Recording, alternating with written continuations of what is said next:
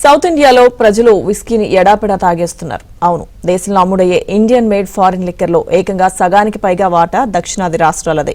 ఇందుకు సంబంధించి గణాంకాలను విడుదల చేసింది. 2025 మార్చి 31తో ముగిసిన ఆర్థిక సంవత్సరంలో దేశవ్యాప్తంగా జరిగిన అమ్మకాల్లో 58% వాటా దక్షిణ భారతదేశంలోనే జరిగాయని సిఐఏబీసీ గణాంకాలు చెబుతున్నాయి. అంటే సౌత్ ఇండియాలో మొత్తం 23.18 కోట్ల మద్యం కేసులు అమ్ముడయ్యాయన్నమాట.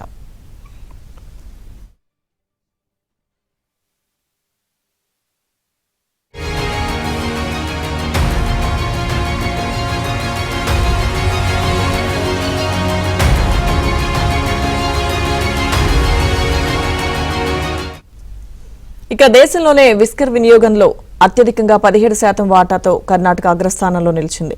తెలుగు రాష్ట్రాల విషయానికి వస్తే తెలంగాణలో 3.71 కోట్ల కేసులు, ఆంధ్రప్రదేశ్లో 3.55 కోట్ల మద్యం కేసులు అమ్ముడయ్యాయి. ఈ రెండు రాష్ట్రాల అమ్మకాలు కలిపి దేశవ్యాప్త వాటాలో దాదాపు 9% నమోదయ్యాయి.